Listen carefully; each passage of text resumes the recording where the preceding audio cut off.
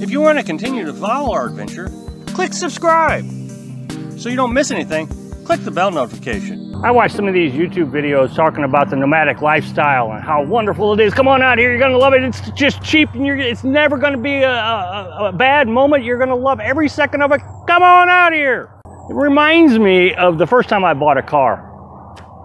Here I was, a young guy, you know, in my early 20s in the Navy, had some good credit, you know, a few credit cards, went car shopping. Before I knew it, I was paying a payment that I just thought was absolutely, ugh. You know, and you don't know these things when you start out your car buying experience, interest rates and shopping around. I mean, you just assume, I guess, that some people are just going to be honest about things. Well, I mean, I bought this four-wheel drive Suzuki Sidekick. Parts were extremely expensive on it. I finally traded it in. I owed more on it than what it was worth, and it takes you forever to get out of that kind of nightmare. When we bought this, I had learned my lesson on car shopping, and so this was a new model. They discontinued the Chevy Colorado in 2012. Well, in 2015, they brought it back. Well, I was really interested. I owned one in 2007. And so I wanted to go check them out. So I went to the dealer and I asked for a test drive and the whole deal. You know, of course, the high pressure sales pitch. He gets us a test drive and he's just pushing. And, you know, he's got paperwork. He's telling us about how he's going to be able to get us into this thing today. And he finally sits us down and he's wanting me to sign papers. And Carolyn, you can see it in her eyes. Yeah, we're going to get a new truck. And I looked at Carolyn and I said, let's go. And she looked surprised. And of course she said, okay. And so we left. And I said, no, you know, he was just pushing this way too hard. You know, it seemed like it was going to cost us $100,000 before it was all said and done. Eventually we went shopping again and found this. This one actually drove better than the one we test drove. It drives real nice. It's better. Had cruise control and different features that the other truck didn't have. And we got a much cheaper payment, better interest rate.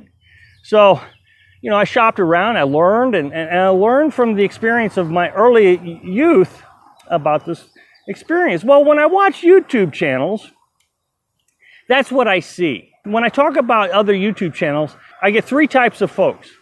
The first type is, Rob, you know, you're really teaching me a lot.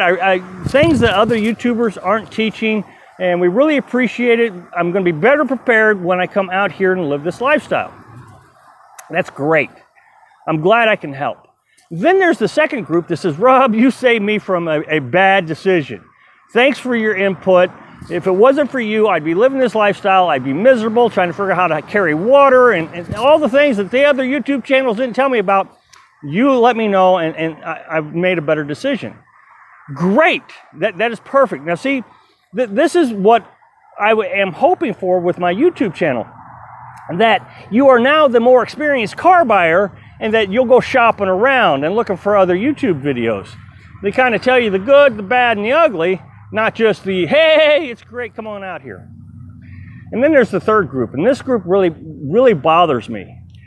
There'll be the group that tells me people need to take responsibility for themselves. You need to stop talking about the other YouTubers. If people are going to come out here based on their information, then they're the ones that are at fault, not the YouTubers. If all the YouTubers are saying all the same things, it's great, come on out here, you're gonna love it, just come on out here, and don't love it, just come on out here.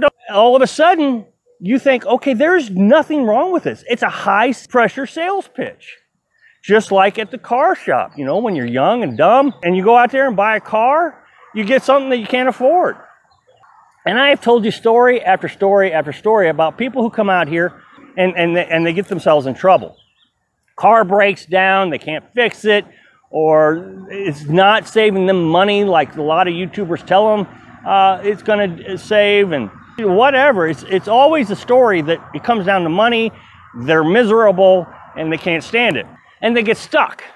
Just watched a video the other day. A guy is you know, traveling all over the country, and his transmission breaks down and he can't afford to fix it.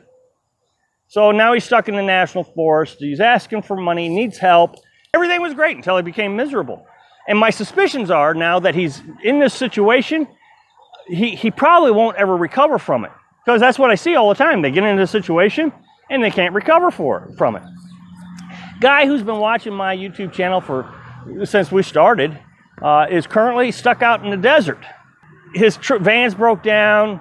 He's got a bad reputation on social media now because he keeps asking for help and he can't get out of the jam he's in. And so I just watched a video the other day where somebody said, somebody asked the YouTuber, so if your car breaks down, what do you do? And he says, well, I just get in the back and sleep, you know, wait, and then I get it fixed when I can. Well, what happens if you get kicked out of your campground? You know, you only got to stay 2 weeks.